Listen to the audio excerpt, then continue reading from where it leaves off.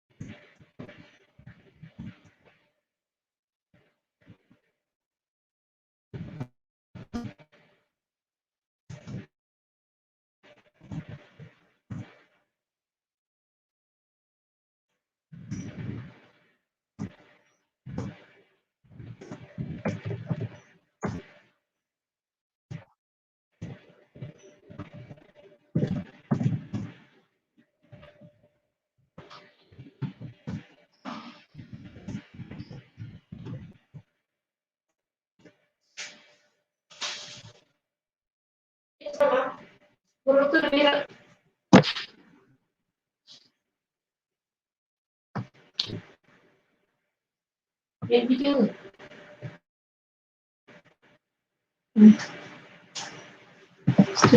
air.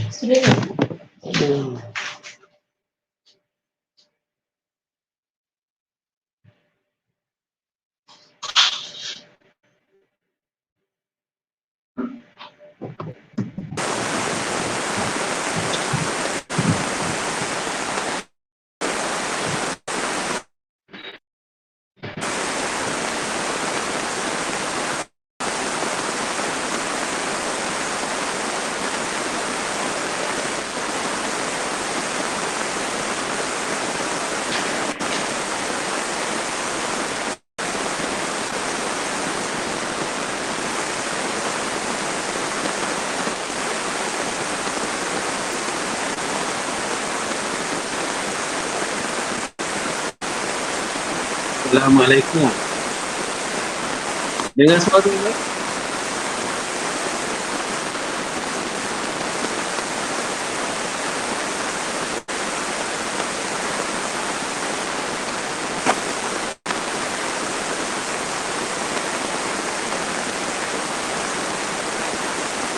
Okay. Assalamualaikum warahmatullahi wabarakatuh. Okay, welcome to all presenters and participants. How about presenters? I think the presenter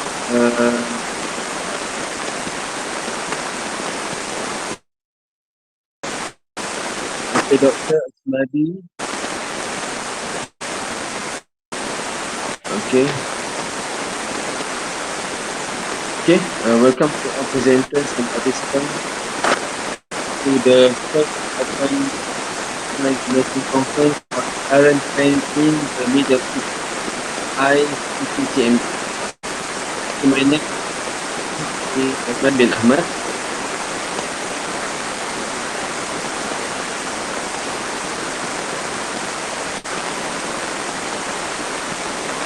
So that is my is the moderator in room 6. This is room 6.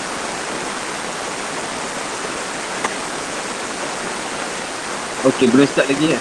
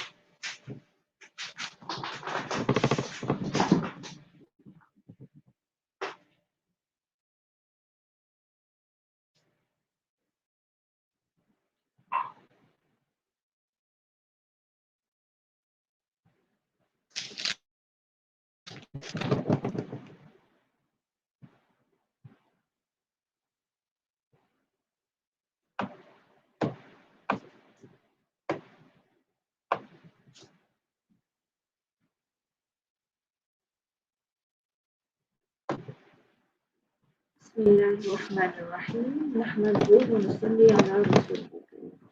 Assalamualaikum and good day to all of you. I am Nasibah Ramli from Academy of Islamic Civilization, Faculty of Social Sciences and Humanities UTM will present paper entitled Exploring the Online Learning Experience of International Undergraduate Students in Philosophy class during COVID-19 pandemic. So authors for this paper are Dr. Kausar Bayumi and also Dr. Mansoure Ibrahimi.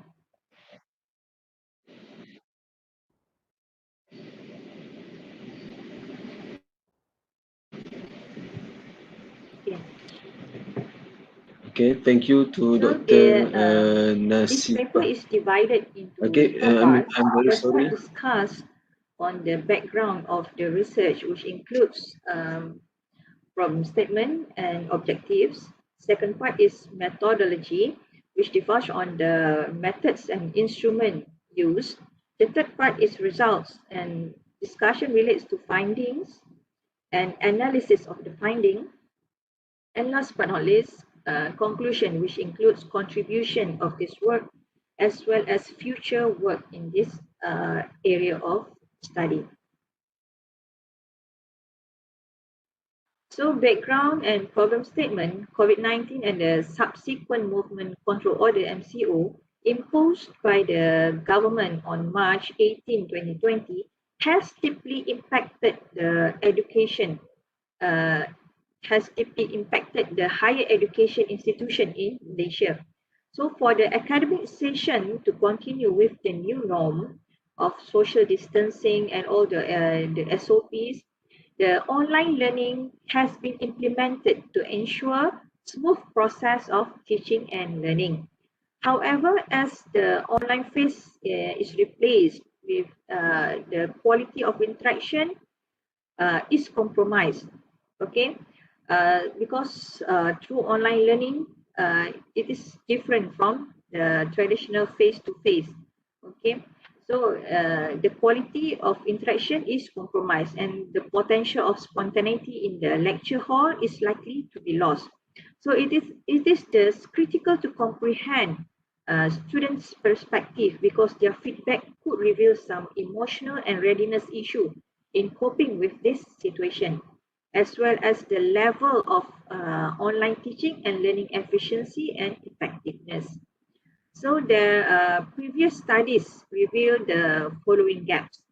First, there are few studies on the effect of COVID-19 lockdown in Malaysia. The second gap is lockdown in Malaysia. Second is students' feedback on this transition was moderately discussed in the previous studies. And the third one, non-technical aspect of COVID-19 lockdown received moderate attention. And the fourth one, technical aspect discussed in the previous studies covered educators' perspective with minimum input from the students. So in response to the MCO, Movement Control Order, University Technology Malaysia was one of the first university in Malaysia to start online courses, full online courses. So regular assessment based on students' data are critical for improving the process and providing high quality online learning. As such, the aim of this paper is to explore the online learning experience of international undergraduate students on philosophy course offered by UTM. Okay, so the objectives of this paper are as follows. First, to explore the students' experience of online learning. Second, to investigate the effectiveness of online course and resources. The third is to investigate the efficiency of online teaching and learning methods and tools. And the fourth one is to assess the effectiveness of online teaching methods and tools in undergraduate courses. So methodology used in this paper, so the study adopted a quantitative small-scale education research method to address and achieve its objectives. So the methodology used included the following procedure. First, developing the study instrument, which involved a questionnaire. Second one is determining the study population and sample. The population of the study include all undergraduate students in UTM. However, the focus of the study is only on international students. So moreover, the previous studies hypothesized that fresh students may face more difficulty compared to their seniors because the situations are new to them. Okay, the university system are also new to them, as well as online learning. So accordingly, the sampling included only first year student of international undergraduate from two philosophy class section. So finally, we use descriptive analysis to analyze and generate results. So the questionnaire structure consisted of 5 sections. Okay, the first one is demographic and general information. Second is online course assessment. The third is perception on online learning and teaching methods and strategies. The fourth is assessment of online learning and teaching methods and tools. And the fifth one, overall online learning experience assessment, which included, besides the structured question, an open-ended question to provide further details and or reflection from the students. Okay, so moving to the results, this is the general overview of the students' demographic. The total number of students in both sections were 88. However, only 77 questionnaires were received back, of which 80% were males and 20% were female. 61% of them were in their home countries, while 31% live in Malaysia and 8% were in the country other than their home country. And 18% of those who live in Malaysia live in campus, live in UTM campus, and 25% live off campus. Okay, so interestingly, in evaluating online course assessment, 37 students out of 77 stated that it was excellent, and 30 students stated it was good, very good, and 8% satisfactory, and 2% stated it was fair for them. Moreover, 43% perceived their online learning was good. Online learning experience was good, and 32% think it was very good. 17% perceive it satisfactory, and 4% perceive it as fair, and another 4% think it was poor. So in detail, 66 students out of 77 perceived that online course content was well organized and planned, while 64 stated that the course objectives were clear. 58 think that the course workload was appropriate and not burdensome, and 62 perceived the course organization allowed all students to participate fully in the class. So perception on online teaching methods and strategies. So here we use 3 modes of teaching. Okay, so we have the synchronous, asynchronous, and also hybrid, which combine both synchronous and asynchronous. This is to ease the stress of long focus on gadgets and minimize the instances of dropout as a result of internet interruption. Okay, so accordingly, 41% of the students sample perceived the hybrid mode was very good and preferred by them, while 36% preferred the synchronous mode, and only 23% preferred the synchronous mode of studying online. Okay, so perception on online teaching methods and strategies. So concerning their perception, 37 students selected lecture as preferred method for them, while 29 preferred active learning methods with short lecture, while only 15% preferred class method. And worth noting that the three methods were most of the time combined in the process. So on the other hand, we use a variety of strategies and activities in online classes, and the students' perception on the most efficient were ordered as follow. Uh, Collaborative work, and the second is group project, the third is class presentation, quizzes, jigsaw, class discussion, writing reflection and wikis, and finally fishbowl activities. Okay, so among the software and educational technology tools used throughout the study course, so we have Kahoot, we use also quizzes, Padlet, Quizlet, and Symbaloo. So these were the most useful, interesting, and most preferred, respectively, from the students' perspective. Okay, so this section of the questionnaire consisted of 4 questions, including students' previous online learning experience, if any, their perception about the factors that positively influence their online experience, their perception about the factors that negatively influence their online experience, and also how much effort they had to do to achieve the best outcome, and whether they perceive that their learning outcome could have been better if the study was face-to-face. So 57% perceived their learning outcome could have been better, and 36% were not sure. Accordingly, they responded maybe. So while only 7% think that their learning outcome could not have been better if their study was face-to-face. So evidently from these results indicate that those students are still coping with the new norms working from home, yet they have some concerns about face-to-face interaction with classmates and lecturers.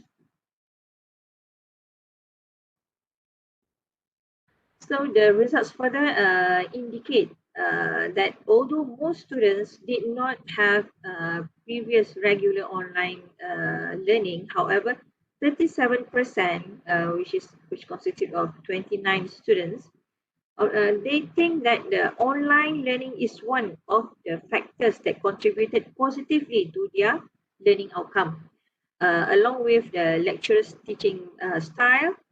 Okay, and then personal interest, course content, and active learning and engaging activities in class, respectively. And by contrast, among the factors that contributed negatively to the online learning experience, according to the students, and of course, the internet quality and connection, which is not surprising finding as frequently stated in the previous literatures. Moreover, the online learning itself as a mode of study was a negative factor for 23 students, while 25 students were neutral and did not confirm that online learning contributed negatively to their experience. One possible explanation to that is that they might have considered their minimal interest in the course and the course workload among other factors. So for the conclusion, so despite the students showed considerable satisfaction with their online experience, yet they have some concern about what about when they can be able to meet and interact with their colleagues and lecturers face to face. Moreover, the lecturer's teaching style and selection of teaching methods and tools that are applied in explaining topics and concepts are very crucial in online classes and affect the students' learning outcome. Okay, so 43% perceived their online learning was good, 32 uh, was very good. So this is all the results from the finding from the questionnaire. Uh, so um,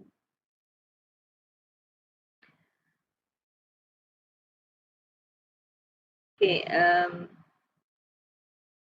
as for the conclusion, this study contributes to research on learning on online learning. And the second one provides insight on international students' perception on online learning during the pandemic. And the third one to provide direction for improving online teaching practices, and also to provide update on online teaching best practice for UTM staff and similar institutions, to offer knowledge on selection of suitable education technology tools for online learning, and also to indicate direction for future research. As for future work, future research may focus on investigating differences in experience and perception between international and local students, international postgraduate students, and also international undergraduate students. So with this, I end my presentation for today. Thank you.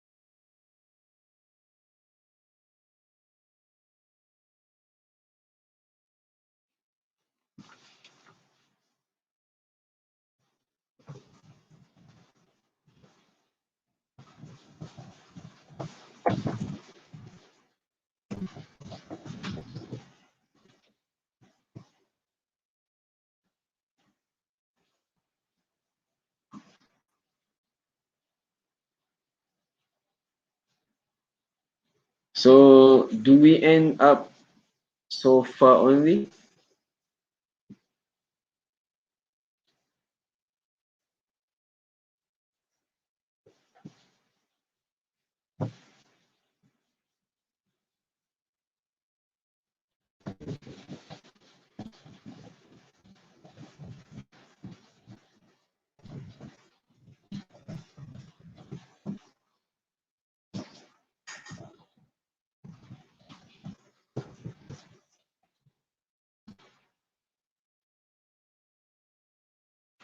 So just a moment ago, we had a presentation from Dr. Nasiba. The title is Exploring the Online Learning Experience of International Undergraduate Student in Philosophy Class During COVID-19 Pandemic.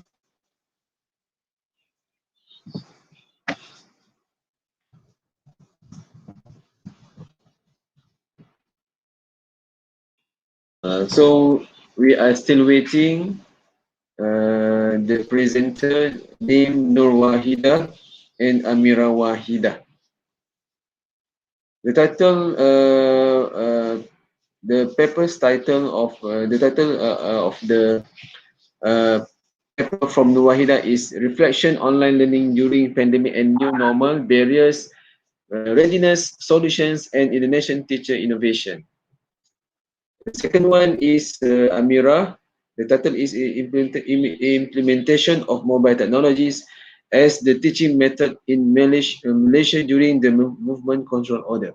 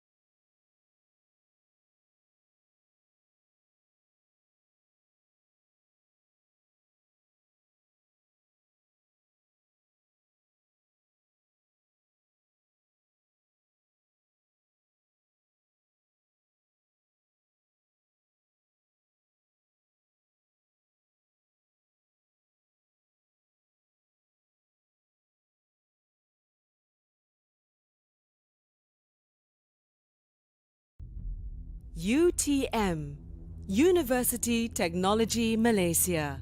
Innovative, entrepreneurial, global.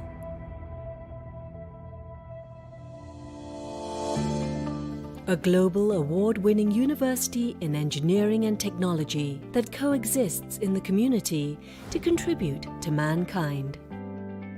We invest in laboratories and facilities, empowering our people to solve life challenges. We nurture innovative minds through research and teaching because innovative minds drive competitive and innovative research culture.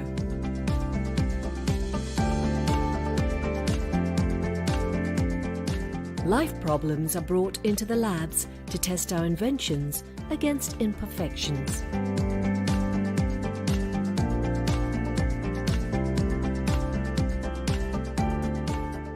Our facilities enrich our students' life because conducive environment triggers creative minds.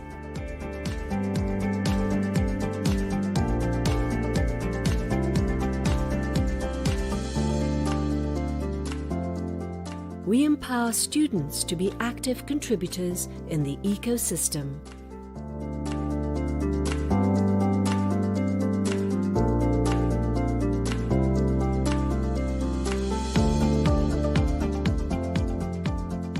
UTM embraces inclusivity and diversity.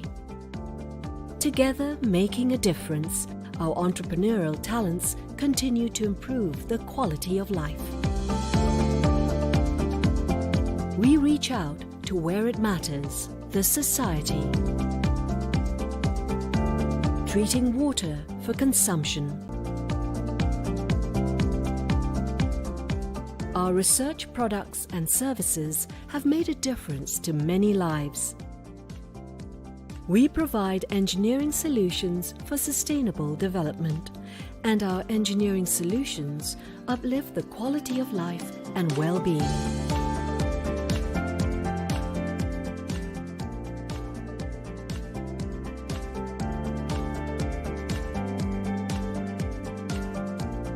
Our experts are mobilized to affected sites to respond to calls for help. We are proud to serve and make a difference.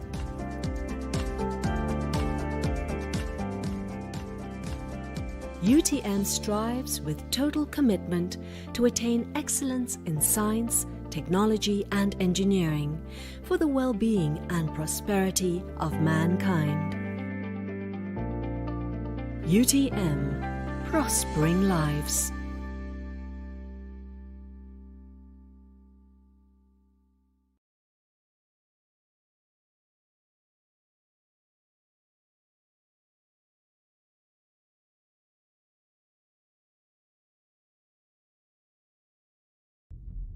UTM, University Technology Malaysia. Innovative, entrepreneurial, global.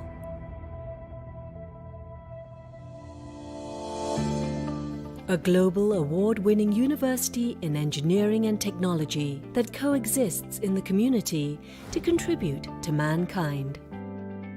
We invest in laboratories and facilities, empowering our people to solve life challenges. We nurture innovative minds through research and teaching because innovative minds drive competitive and innovative research culture.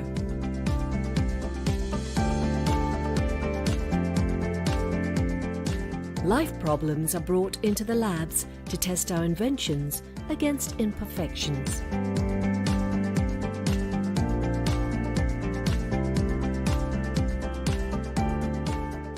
Our facilities enrich our students' life because conducive environment triggers creative minds.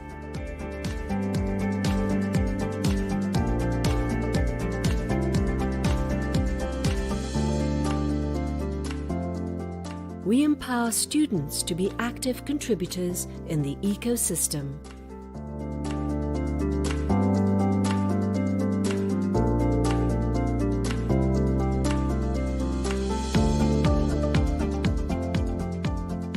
UTM embraces inclusivity and diversity.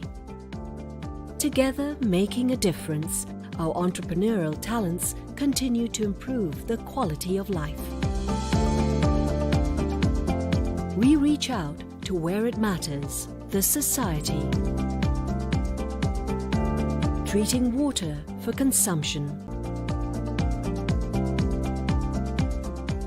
Our research products and services have made a difference to many lives. We provide engineering solutions for sustainable development, and our engineering solutions uplift the quality of life and well-being.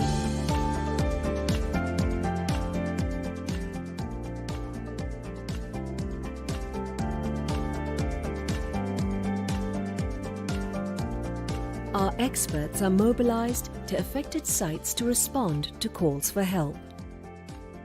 We are proud to serve and make a difference.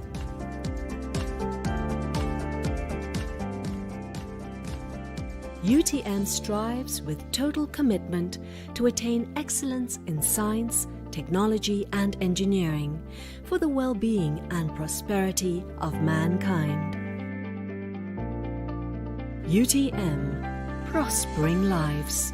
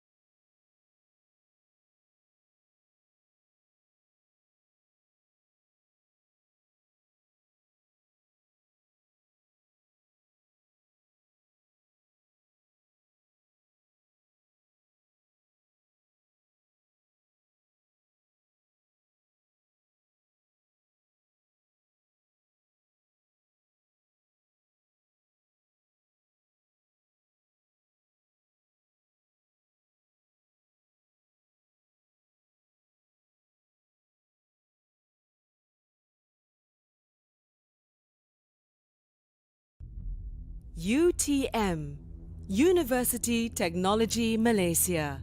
Innovative, entrepreneurial, global.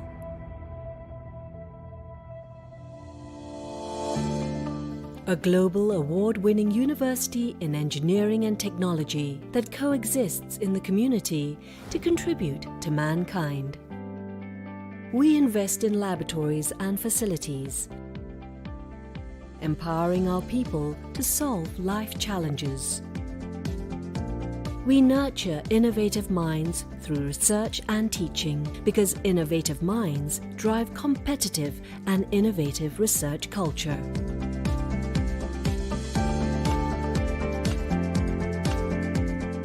Life problems are brought into the labs to test our inventions against imperfections.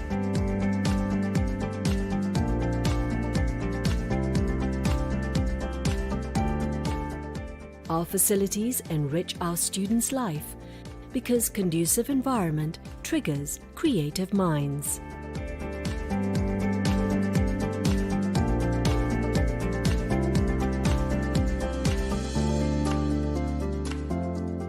We empower students to be active contributors in the ecosystem.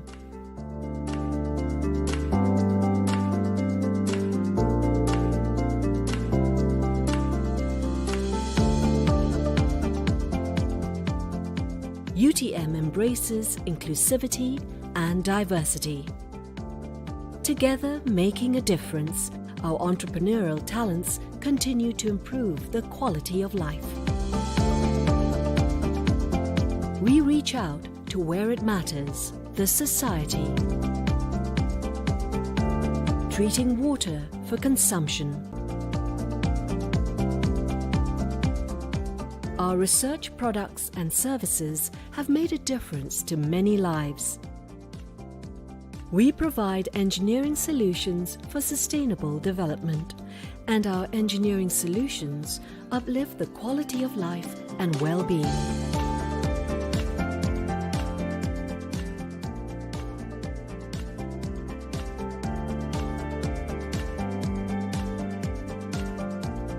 Our experts are mobilized to affected sites to respond to calls for help. We are proud to serve and make a difference.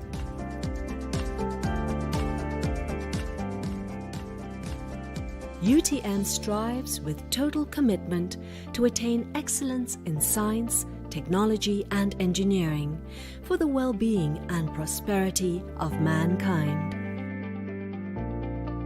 UTM, prospering lives.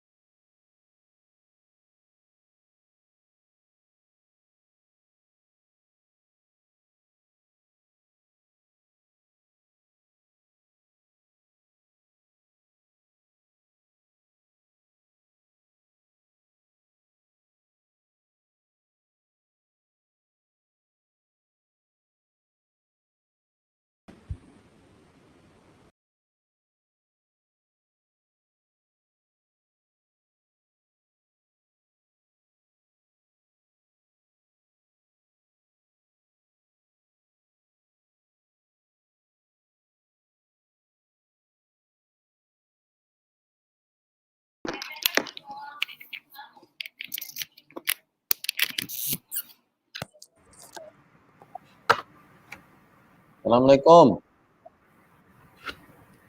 Hello, morning. I'm Morning. Dr. Jackie Lee.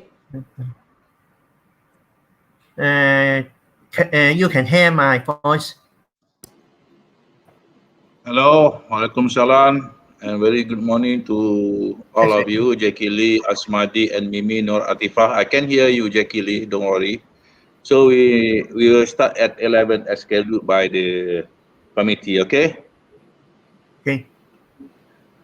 Okay, we wait for a few minutes more.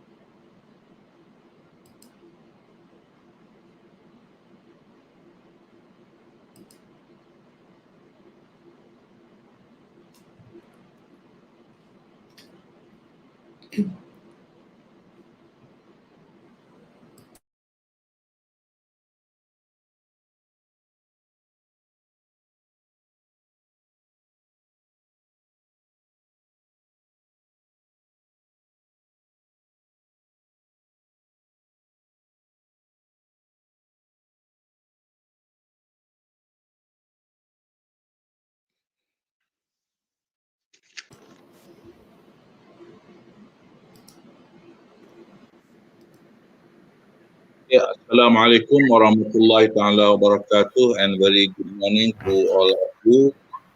My name is Dr. Ahmad Hassan from Academy of Islamic Civilization, UTM. I am a moderator for the second parallel session. Please take note that everyone is given 10 minutes for their presentation. Then we will have Q&A at the end of this session. Okay, the theme of this session is foreign policy. Foreign policy. We have three paper presenters. Let me introduce the first presenter is Mimi Nur Atifah binti Ahmad Daud. Mimi Nur Atifah, okay, ada. Mimi Nur Atifah binti Ahmad Daud.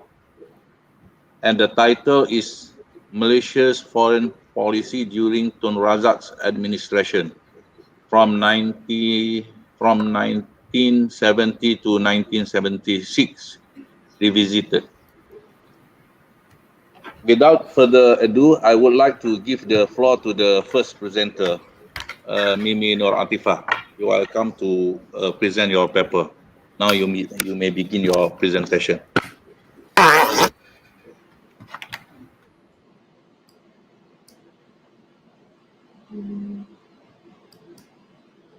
Hello, can you hear me? Yeah. Wait, I'm trying Okay, it's to. okay, no problem. Okay.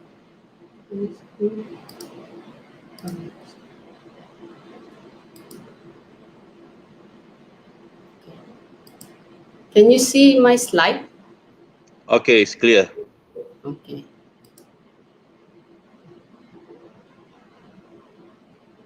Right. Right.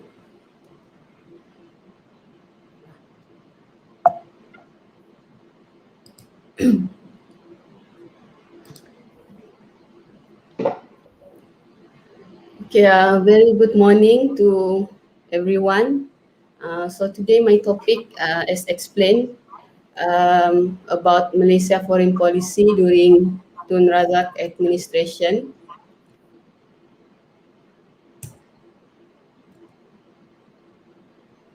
Okay, so basically Malaysia foreign policy from 1957 until 1970 is heavily dependent on the British support and had to be dealing with communist insurgency. And it was marked as an era of pro-Western and anti-communist. And then move on to Tun Razak administration, whereby Malaysia joined non-aligned movement and proposed the zone of peace, freedom and neutrality of Southeast Asia in 1970 and established diplomatic relations with Communist China in 1974. And this era was known as the era of non-aligned and neutrality policy. So ideally, as the foreign policy is shifting, it was expected that the dynamics between Malaysia and the West relations should also be experiencing some changes as well, possibly at very distant relations since dependency on the West seems to be loosened following the change of policy in 1970.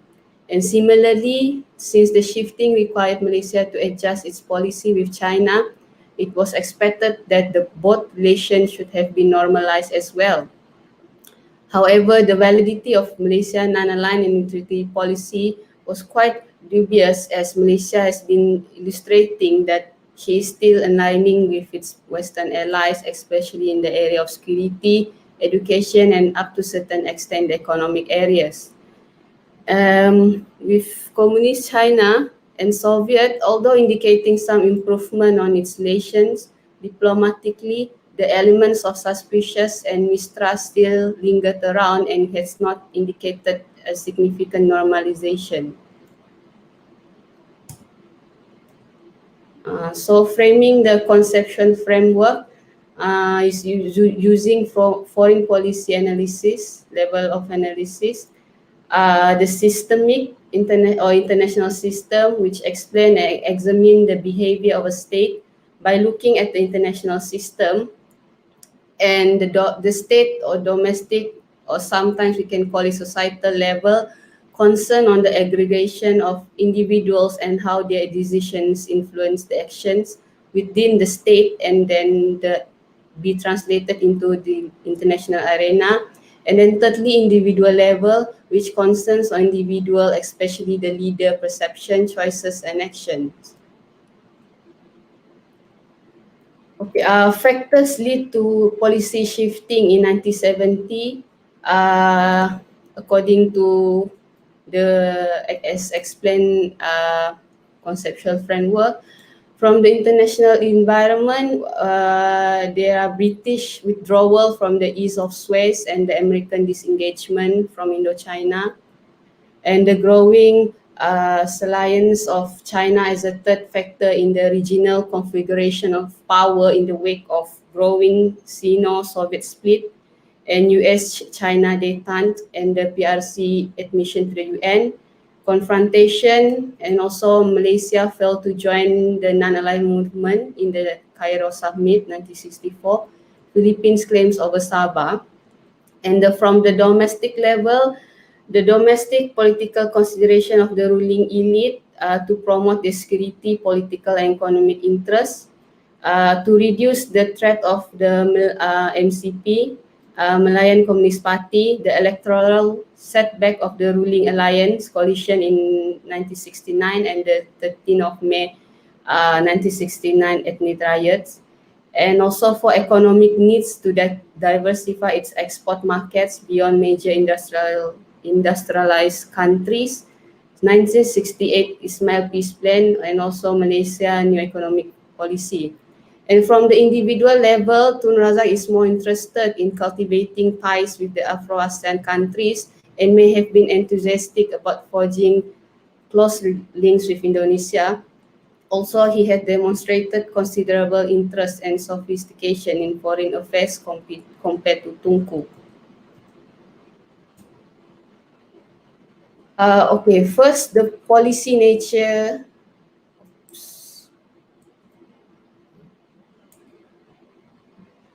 Malaysia, the non-aligned policy, Malaysia joined NAM in 1970 at Lusaka Summit, which Malaysia identified foreign policy goals as consonant with the non-aligned principles. So initially, the policy of the movement involved military and political disengagement from the Cold War alliances and the attempt to promote peace between the two superpowers. And in the early 1970s, especially 1973, the role of the movement increases to cover on the solidarity of developing countries in the social and economic issues. So among the purpose and principles of the non-aligned movement include respect for the sovereignty and territorial integrity of states, recognition of the equality among all races, non-intervention or non-interference into the internal affairs of another country, and non-use of collective defense pact to benefit the specific interests of any great powers, promotion of mutual interest and cooperation. And the neutralization policy, the idea was also proposed by Malaysia during the 1970 Lusaka Summit. The policy is meant to be a proclamation that Southeast Asia region is no longer to be regarded as an area to be divided into spheres of influence of big powers. The idea called for the neutralization of endorsement not only of Indochina but the entire region of Southeast Asia, guaranteed by the Soviet, US, and China. And it presents a program that ensures stability and preserve the peace in the region. And with the region free from superpower conflicts and interference, Southeast Asia countries could therefore get on with their own preoccupation of decolonization and the betterment of their economic, social, and political well-being.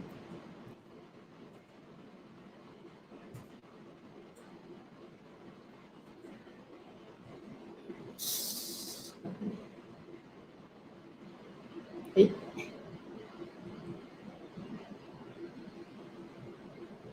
Okay, so the second one is what others have said regarding the non-aligned and neutrality policy. So Weeks 1972 argued that the neutrality was altered by Nehru in the post-1945, and now neutrality now possesses the connotation of independence. Ogley explained that the trend is likely to be towards neutrality, not the self-contained neutrality of the early 20th century, but the positive and constructive neutrality for which the late 20th century, whatever its other shortcomings, offer a virtually unlimited scope. It is not that of the past governed by outdated rules in international law of neutrality, but one which reflects the era of limited localized war rather than the global Holocaust.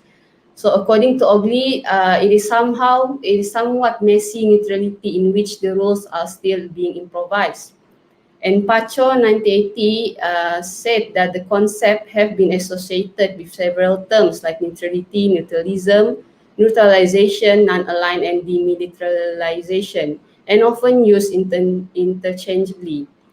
And according to Pacho, he addressed it as zonal neutrality, in which under this concept, the member states must stress regional and national self-reliance rather than external guarantees, and that the central point of the idea of zonal neutrality includes internal strength, stability, responsibility, and responsive of a country to meet the social and economic needs.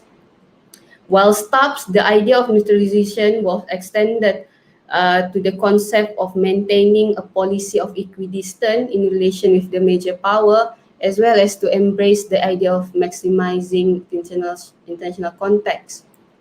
And Parling 2009 explained that neutralization can mean different things to different people and that it offers long-term objective. It enabled Malaysia to look non-aligned while not altering the present realities of foreign supports, and it was a guide to future policy and was not intended to open way to Chinese or communist domination, but regarded as the best strategy of defense. And Saravana Muthu explained that whether Malaysia is non-aligned or neutral, we are not committed to any bloc power. We never claim to be neutral. In that sense, we are not aligned. We can never be neutral in the choice between right and wrong. Perhaps it is more correct to say that Malaysia tried to be neutral with respect to particular international issue while being aligned to the de facto to the West. And the general foreign policy strategy is reaching out to and diversifying diplomatic contact. For President Julius Nyerere, 1970, he said that non-alignment was never a matter of neutrality. It was a policy of involvement in world affairs. So by saying that non-aligned, we are saying to the big powers that we are also belong to this planet. We are asserting the right of small or military weaker nation to determine their own interests, have influence in world affairs, according to the rights of all people to live on earth. So Malaysia, Western countries relation after the non-aligned and neutrality policy. Firstly, still prefer for Western education. For example, in 1972 country report for the Colombo Plan indicate that there were 10,000 to 12,000 overseas Malaysian students in Commonwealth. And the report also noted that Britain with 56.2%, and then comes second is Australia and then New Zealand for Malaysian who study abroad in Britain. And then there is a number of public and private scholarship that like to send their scholarship for overseas education in the UK. And also many British education institutions also operate and opening its branch in Malaysia. So economically, Malaysia trade with the West still going strong in the period between 1970 to 74, Western Europe with 21.9%, and then Japan coming second, and thirdly US were the three leading export market for Malaysia. And from 97, and then main sources of Malaysian imports by the early 1970 until 1980 indicate that Japan came in first, and then followed by Western Europe and US. So reliance for external security from the Western power persists. While aware of the limitation and flexibility of the FPDA, Malaysia still signed and welcomes it in 1971.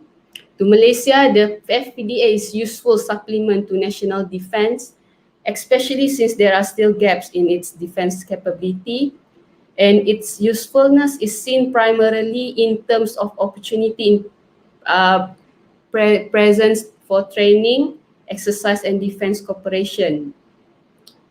And then since there has not been any major conflict erupted in the region, it is hard to say if the FPDA would not assist its member in an event of external attack.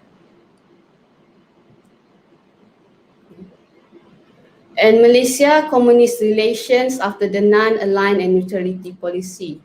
So with the Soviet, Malaysia trade has not been significant. Malaysia trade accounted only 1 to 2% of Malaysia's total trade over the past 20 years. And Malaysia main trading partner in 1969, 74, 79, and 83 are Japan, US, Europe, including European Union and Singapore. With China, Malaysia trade was relatively still small compared with others. However, there are some improvement.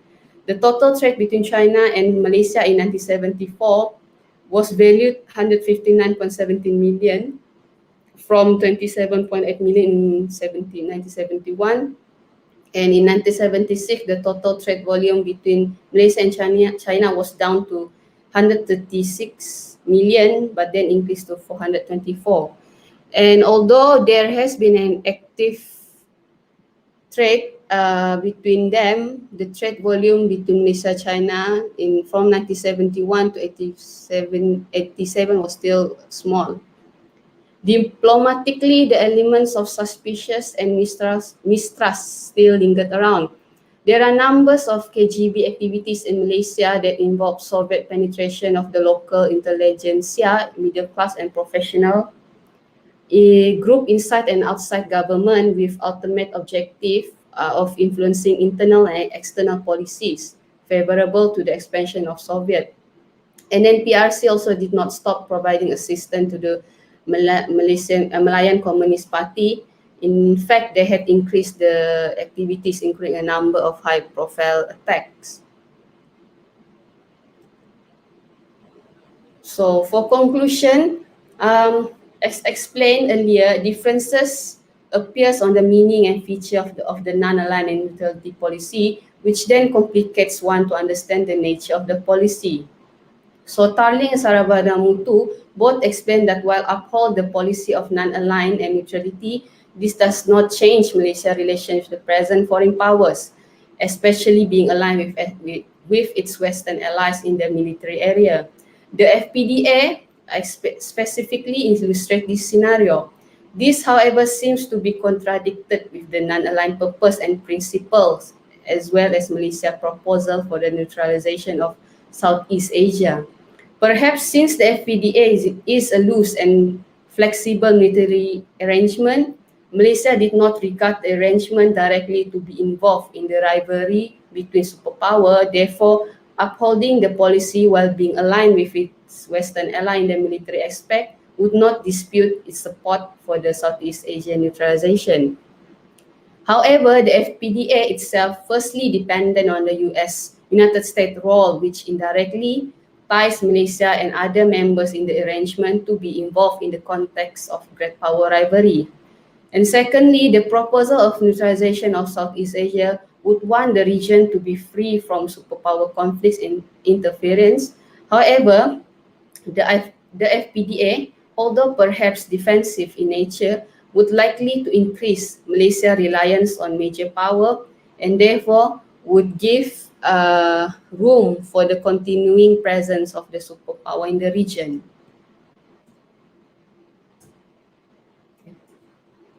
And while Stubbs and Sarabuntu explained that the policy of neutralization also comprehend the idea of maximizing diplomatic contact. However, it seems like although it has established diplomatic relations with the Communist China and Soviet, the relations were not as flourished as its relation with the West. Therefore, while diversifying its diplomatic contact, Malaysia seems to be still aligning and prefer to lean towards the West. Thus, how to address Malaysia's non-aligned neutrality policy? Ogley 1970 perhaps offer a better explanation on the nature. Perhaps Malaysia intended to move towards the policy of neutrality, and it is not neutrality according to the international law, which connotates the legal status of a country which does not partake in a war waged by other countries. That country in question neither supports nor opposes. And according to Ogley, the policy is somewhat messy neutrality, and it offers an unlimited scope, which the rules are subject to improvisation. And this kind of neutrality is suitable in an era that offers a limited choices, which might explain to why, despite shifting foreign policy, Malaysia is still aligning with its Western allies. And in addition, it might also explain why, despite the establishment of diplomatic relations with Communist China, like Communist China and Soviet, Malaysia's relations with this country was still at distance. Okay, thank you. Okay, thank you very much, Mimi Nor Atifah. Okay, I would like to remind all the presenters once again that the time given for each presentation is only 10 minutes. So I hope that all of you can manage your presentation. accordingly. Okay, without further ado, I would like to call Brother Jackie Lee Chung to present his paper. Okay. The title of the paper is Omar al-Bashir, His Governance Crisis and the Outbreak of Revolution in Sudan. Okay, the floor is yours. Yes. Okay. Can you see my PowerPoint? Okay. And okay. Yeah, you can see my PowerPoint. Okay. It's clear. It's clear. Okay. Hello, everybody. Good morning. Today, I would like to talk about Omar al-Bashir, his governance crisis, and the outbreak of revolution in Sudan.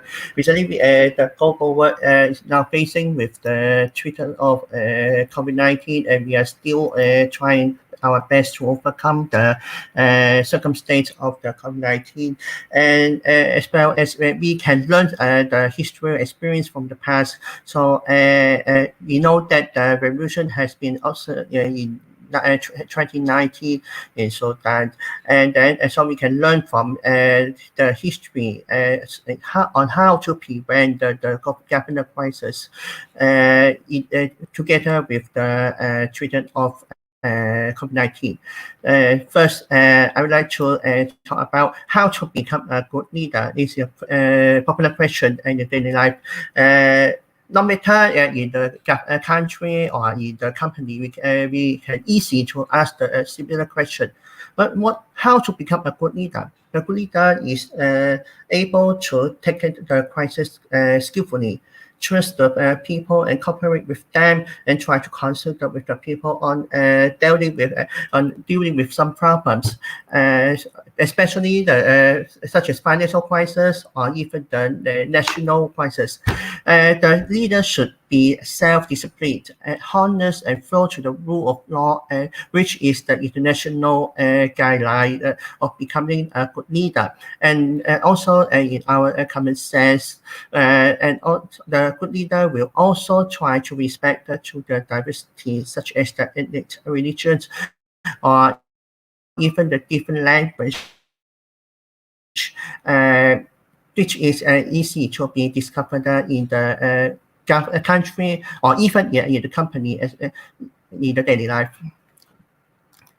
And then, but in the Islam version, how to become a good leader is will add some Islamic element.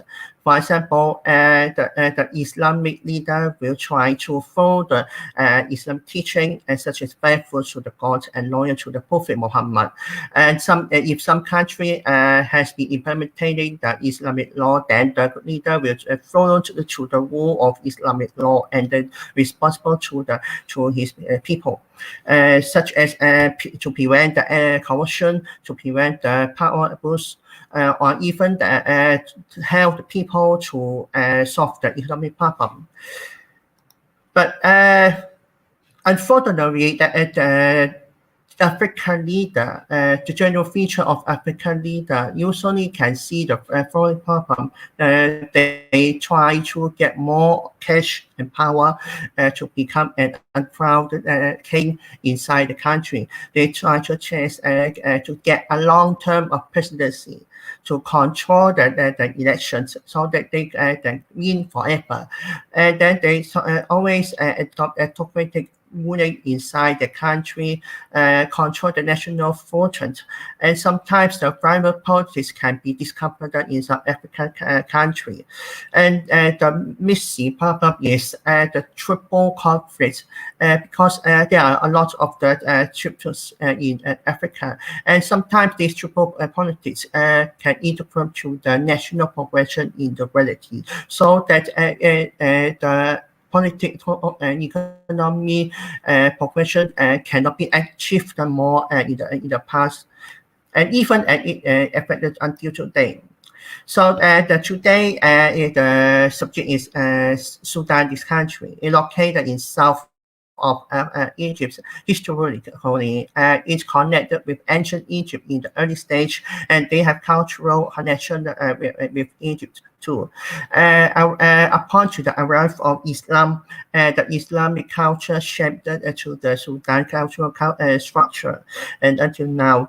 And then in the past, Sudan, this place used to be the landmark of identifying the direction on the Sahara Desert because the trade, the merchants, and even the Tripolitan need to find a direction to go out the Sahara Desert. And some famous dynasty, especially the Islamic dynasty, had been founded later, such as Sultanate of Fuji, Darfur, and the Sultanate of Tuju. And then Omar Bashir is a famous leader in Sudan. He was born in 1944, and he could be classified as Afro Arab, which means that he was a mixture of African and Arab. And he was, could be said that the most powerful president in modern Sudanese history. And his character in the international newspaper usually describe him as an arrogant, British, stupid, and selfish, and ignorant leader. The most controversial issues are the Darfur dispute, South Sudan dictatorship, and then the dispute with Hassan Turabi. The weakness of Omar government could be identified as three major issues. They are the dispute with Hassan Turabi, control the people comprehensively, and the failure management of on the minority. As we see that there are lots of the minorities inside Sudan. The first issue was the power struggle with Hassan Turabi. He could be say that the scholar, the politician, even a successful leader in the modern Sudanese history. He was one of the partner in 1980 political groups with Omar Bashir, because it is could be explained as the Muntu Declaration. Hassan Turabi want to transform his country successfully. He wants his country to become a modernized Islamic state. But Omar Bashir is not this kind of the people. He wants to grant witnesses to get a political group so that he can came to the power. At last, the group was successful. Hassan Turabi became the second power force in Sudan in 1990s. But unfortunately, Hassan Turabi cannot transform his country successfully because he was failed in the power struggle with Omar Bashir, and he was stepped down in around 1990 to 21st century. And then in the late period of Hassan Turabi, his life was not very okay. He was he's faced with the condemn inside the conservative camp, and then he passed away in 2016 at the age of 84. This was his first type of the failure of governance. Even moderate as Hassan Turabi cannot transform this country, and so on. The other thing. The second mistake is the control of the people. Omar Bashir is a kind of political leader who wants to control anything inside this country.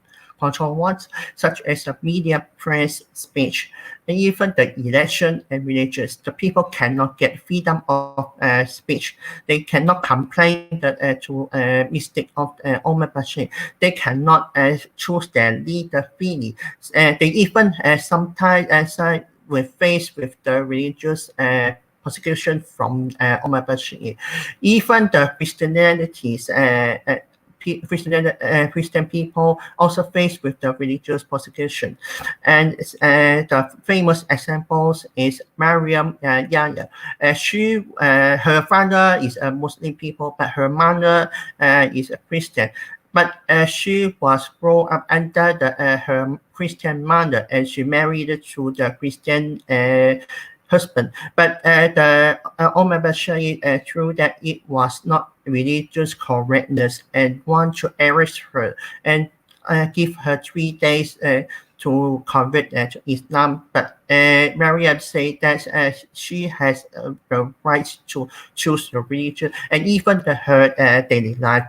And so this also makes Sudan to face with the negative content from the front country.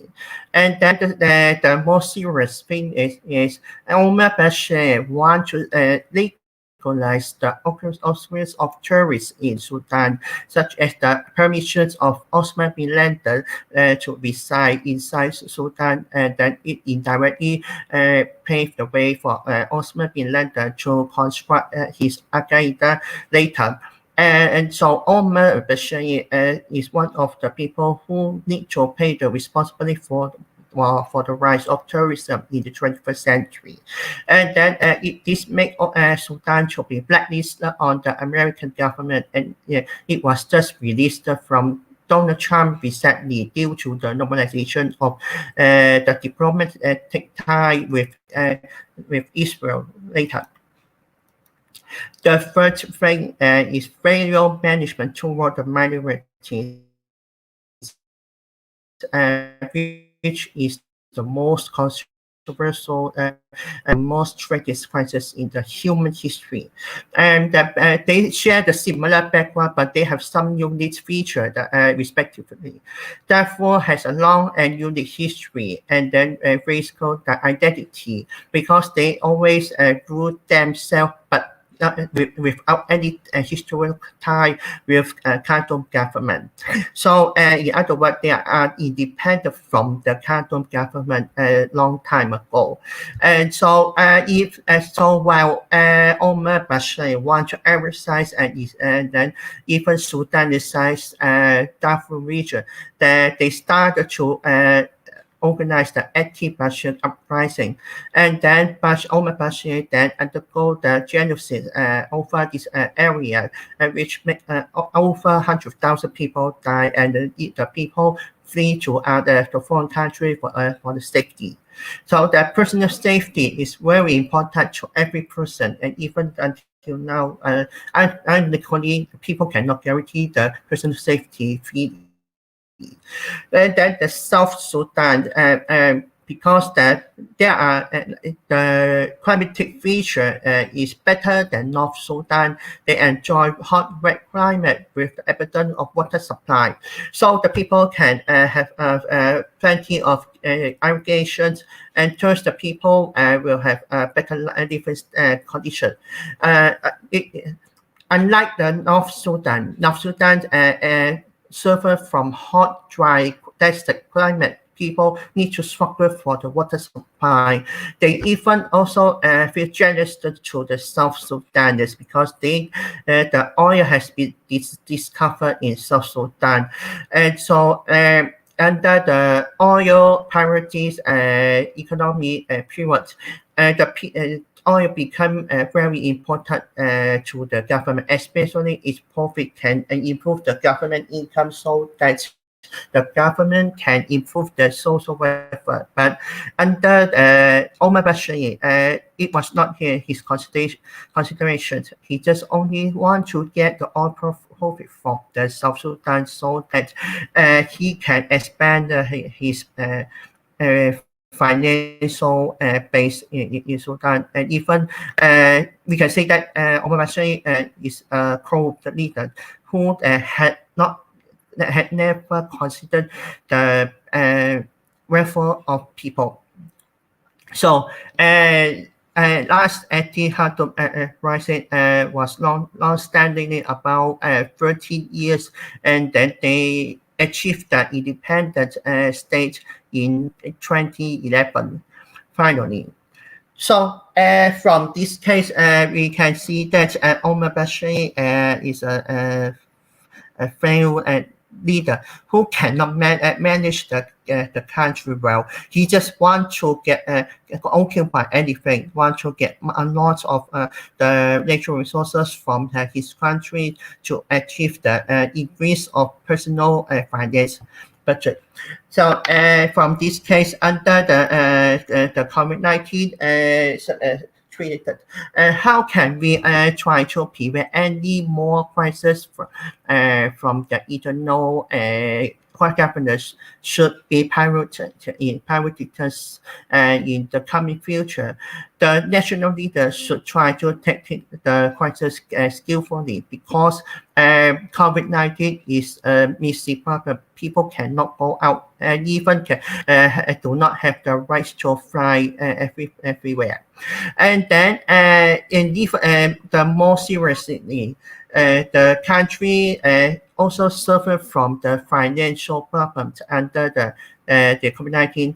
So the story of Omar Bashir tell us, try to rule the country fairly, try to get more opinion from the others, and try to respect the diversity, and then do not try to assimilate the minority, respect them, and then people will respect to this national leader. And that is the my presentation about Omar Bashir and his governor witness toward Sudan. Okay, thank you very much. And now I would like to call upon the third presenter, Brother Asmadi Idris. And the title is The Response of Malaysia and Turkey on COVID-19 Pandemic, a Comparative Analysis. Okay, the floor is yours. Okay. Bismillahirrahmanirrahim. Assalamualaikum warahmatullahi ta'ala wabarakatuh. Good morning, everyone. I'm Asmadi Idris, Associate Professor from the University of Sabah. Now I and my colleagues, Associate Professor Dr. Omar Kadbek from Perseus University, Turkey, and Dr. Asri Saleh from University Technology Mara, Malaysia, would like to share our paper with the title of The Response of Malaysia and Turkey on COVID-19 Pandemic, a Comparative Analysis. First and foremost, I would like to thank the organizer for inviting and accepting our paper for this current trends in the Middle East, Virtual International Joint Conference on COVID-19 Global Impact. So our problem statement, the COVID-19 pandemic has affected many countries, including Malaysia and Turkey. Every country introduces new measures and strategies to strike a balance between safeguarding the public health and maintaining economic growth. Therefore, this study tried to compare and contrast the measures and strategies taken by both countries in containing the COVID-19 outbreak, as well as ensuring the continuity of economic growth. The current situation of the pandemic now, presently there are about 115 million confirmed cases and 2.5 million confirmed deaths, and about 90 million total recovered cases. And then the pandemic affecting 223 countries, areas, and territories. This data from Johns Hopkins University, March 1st, 2021. And the top hit countries by the pandemic is the United States, which so far has about 29 million confirmed cases and about 527,000 total deaths, followed by India, 11 million cases, and then 157,000 total deaths. The third is Brazil with 10 million cases and 255 total deaths. Malaysia currently has 300,000 cases and 1,135 total deaths, while Turkey about 2.7 million cases, and so far there are 28,000 total deaths. So what is the Malaysia's measures and strategies to contain the COVID-19 outbreak and to stimulate economic growth? Two measures taken by Malaysian government. The first one is public health. Malaysia government introduces a targeted testing approach, not mass testing, and enforces lockdown. There are 4 types of lockdowns. First, Perintah Kawalan Pergerakan or PKP, or Movement Control Order. And then second lockdowns, Perintah Kawalan Pergerakan Diperketatkan, or Enhanced Movement Control Order. The third type of lockdown is Perintah Kawalan Pergerakan Bersyarat, or Conditional Movement Control Order. And the fourth is Perintah Kawalan Pergerakan Pemulihan, or Recovery Control Movement Order. And then in terms of economic, Malaysia government under the Tan Sri Muhyiddin Yassin introduces economic stimulus package by allocating 600 million ringgit to the Ministry of Health to help it cope with the outbreak, and then giving healthcare employees monthly allowance of 600 per month starting from April 1st last year, 2020, until the end of the pandemic. And then the government also injected another 250 billion under the Prihatin Rakyat Economic Stimulus Package, or called Prihatin, to ease the burden of the people and the business community, plus an additional budget of 100 billion for medical needs. Another economic initiative, including moratorium, wage subsidy, and etc. And then for the Turkish approach in dealing with the COVID-19, Turkey pursued what it considered as the middle path, that is by not adopting either a full lockdown or risky strategies such as herd immunity. Instead, targeted mobility measures taken is the government's, the Turkish government's response. For instance, by closing down all schools, universities, recreational places, malls, and then wearing, people must wear face mask, social distancing, practicing personal hygiene, and other public health practices. And then the Turkish government also offering humanitarian aid by brought back nearly 90,000 Turkish citizens back from 130 countries, and also helped 36,000 foreign nationals staying or living in Turkey to return to their homelands. And then for the economy, the Turkish government has taken monetary and fiscal precautions. For instance, central bank cut the lowered interest rates by 100 points to provide more liquidity for the banks. Other measures, introducing a fiscal stimulus package called as Economic Stability Shield that supplemented the central bank's quantitative easing program amounting 1.5% of GDP. And then the other measures also, Turkish government injecting 15.4 billion US dollar, equivalent 100 billion Turkish liras. As a stimulus package included the deferral of loan payments by affected businesses and companies, the postponement of accommodation tax and income tax filing and payments. Then we come to the comparative analysis. Just the main part of this paper. That is, we can conclude that both Malaysia and Turkey seem to manage the COVID-19 pandemic challenge quite well in most terms, while being late or failing in a few other areas. Both were able to contain the spread of virus in the early stages of pandemic by applying staggered lockdowns, closures, and quarantines. In comparison to Turkey, Malaysia has so far never appeared in the top 10 list due to its comparatively moderate number of cases and deaths. On the 6th February 2021, Turkey was in the 9th place in the world with over 2.5 million of COVID-19 cases. Malaysia, on the other hand, was in the 49th place with over 288,000 cases. But now the figure has surpassed 300,000 cases in Malaysia. As for the health measures taken against the coronavirus, Malaysia and Turkey pursued similar strategies. That is a balanced middle path between full closure and indifference. Both governments had shut down some economic sectors, facilities, and restricted movements in order to contain the spread of the coronavirus.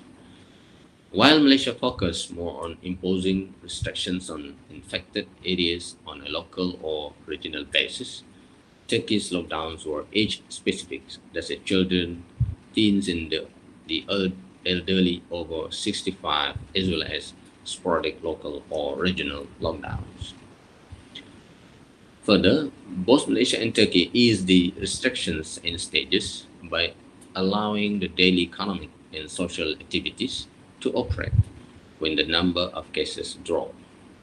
Both Malaysia and Turkey needed to strengthen their healthcare infrastructure and facilities for COVID-19 patients. Turkey has already started its mass vaccination with the Chinese firm Sinovac vaccine since mid-January 2021.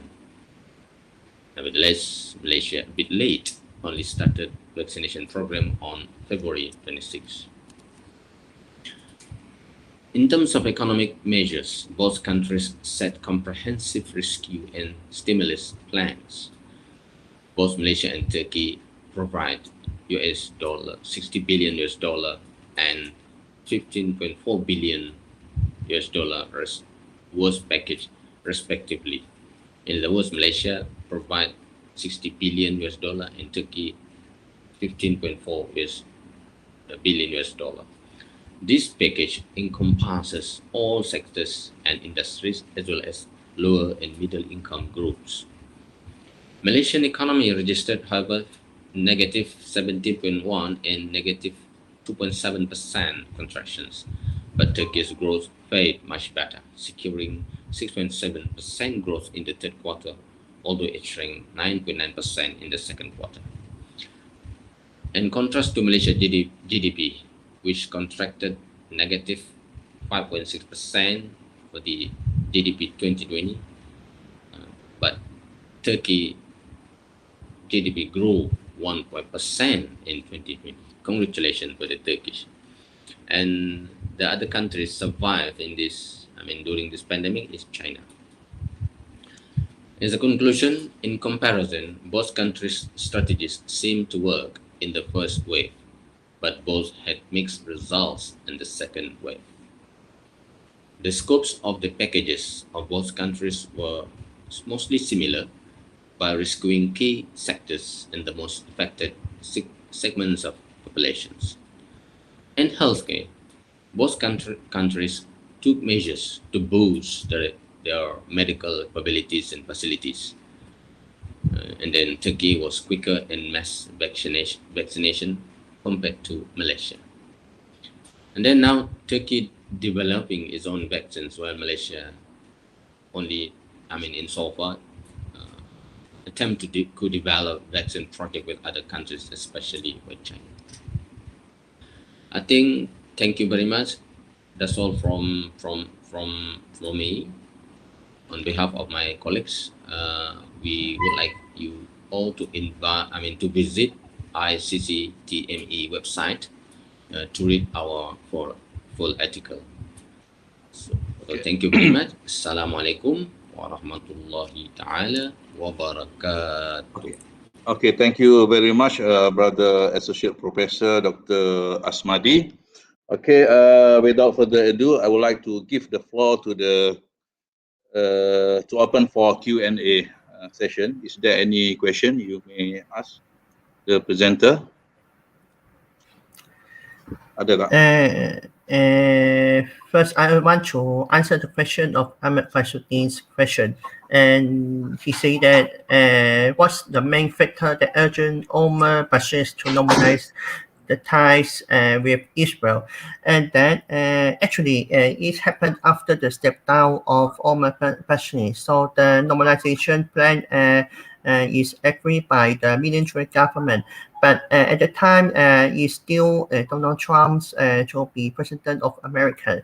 So the purpose of getting normalization with Israel under military government is to get the legitimacy of military power, because the military power sometimes could be regarded as the group leader in eyes of conservative sides.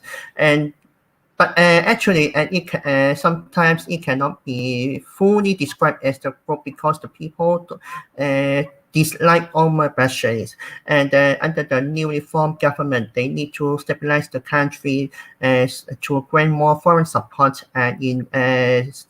so that the government could be say legal government, and to label Omar Bashir as an illegal leader later. Okay, thank you, Brother Jackie.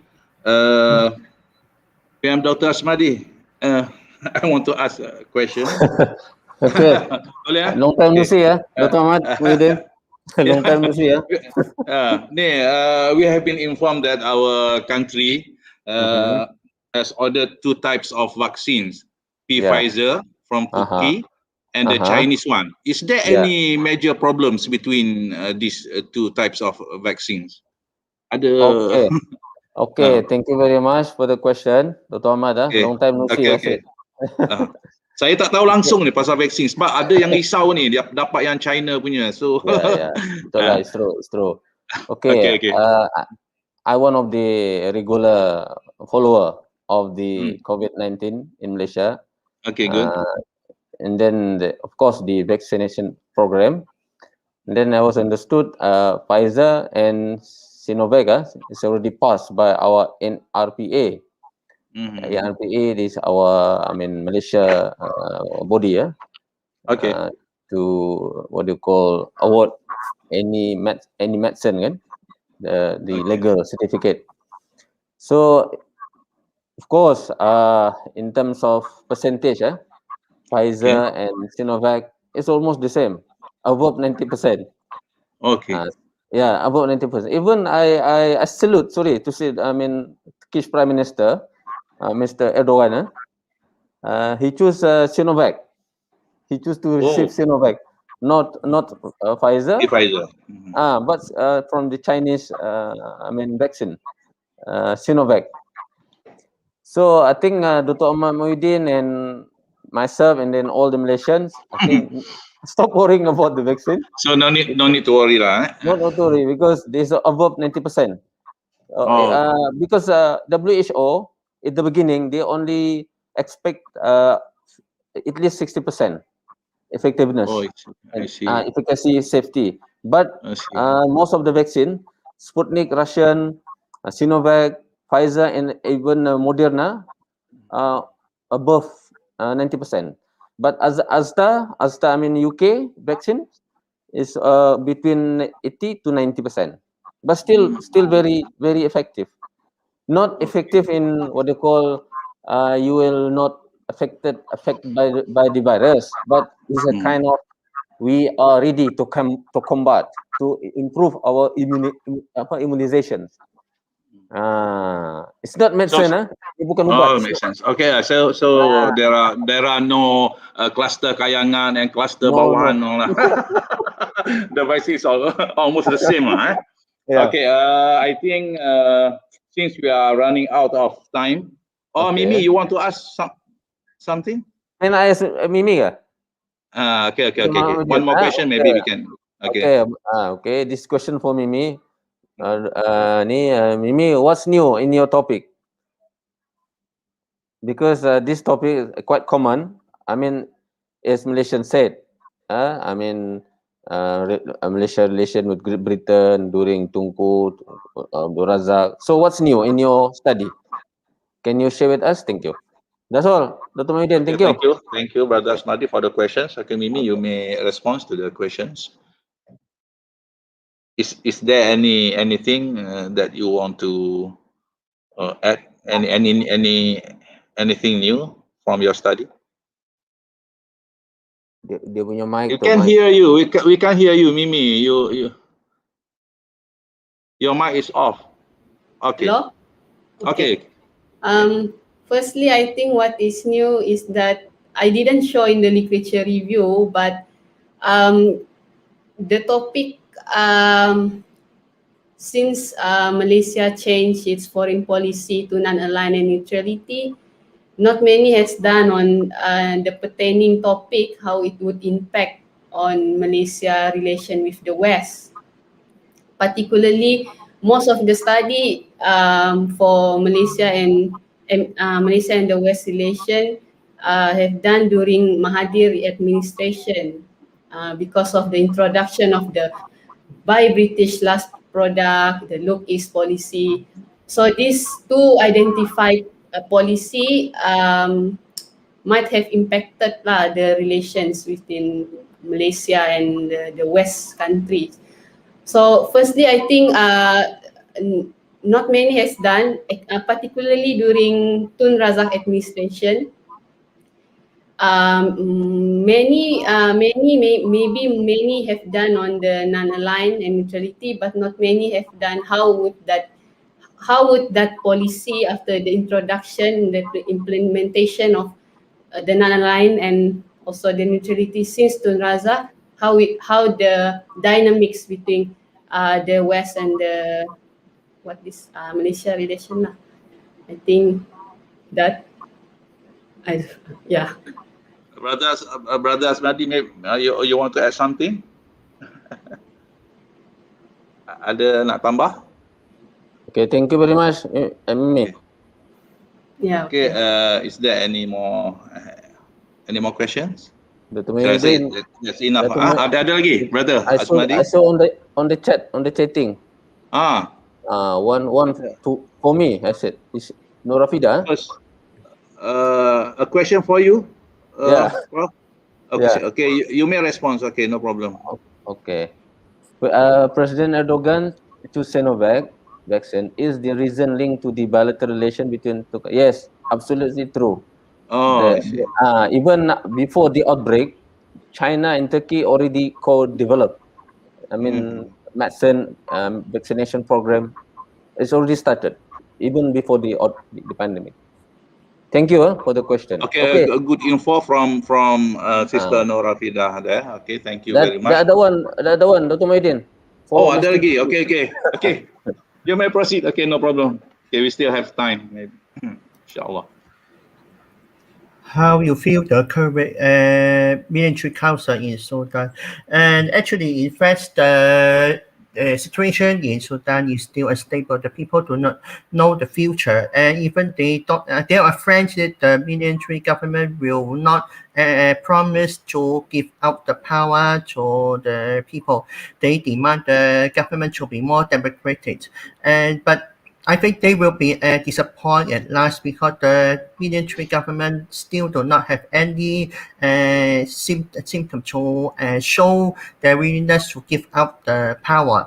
And then, especially the Egyptian experience is quite bloody history to their neighbor Sudanese people, and so hopefully they can overcome the power transition, because peacefully power transition is not common. Like Tunisia, after the Arab Spring, Tunisia is the only one country who can achieve the power transition peacefully among the Arab countries. Okay. Thank you very much, Brother Jackie. I think that's all I have for these sessions. Since we are running out of time, I would like to thank all of you, presenters and participants, for joining these sessions. See you in the next session, inshallah. Assalamualaikum warahmatullahi taala wabarakatuh. And thank you very much. Kami live ya. Okay. Bye. Jaga sihat. Jaga sihat. Okay, kita ambil gambar sekejap. Okay.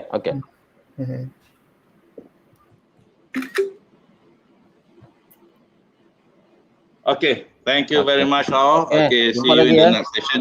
Assalamualaikum warahmatullahi taala wabarakatuh. Waalaikumsalam.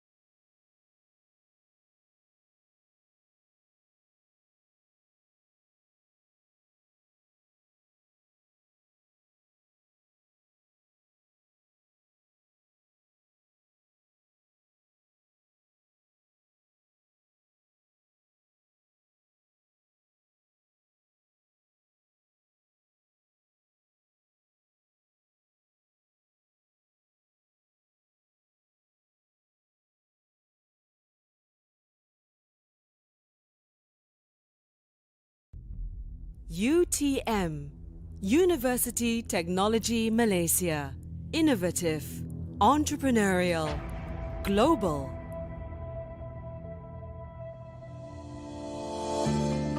A global award-winning university in engineering and technology that coexists in the community to contribute to mankind.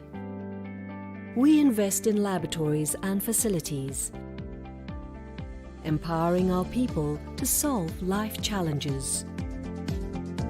We nurture innovative minds through research and teaching because innovative minds drive competitive and innovative research culture.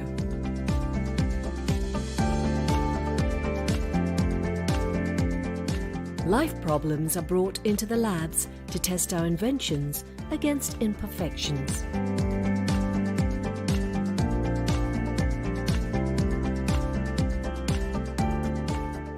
Our facilities enrich our students' life because conducive environment triggers creative minds.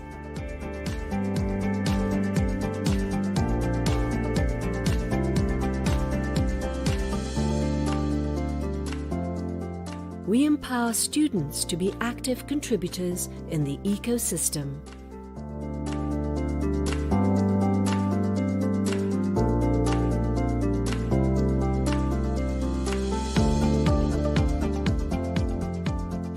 UTM embraces inclusivity and diversity. Together, making a difference, our entrepreneurial talents continue to improve the quality of life. We reach out to where it matters, the society. Treating water for consumption. Our research products and services have made a difference to many lives.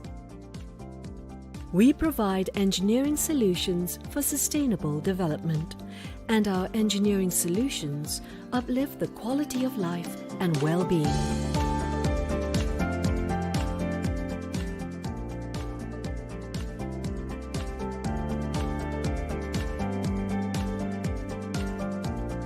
Our experts are mobilized to affected sites to respond to calls for help. We are proud to serve and make a difference.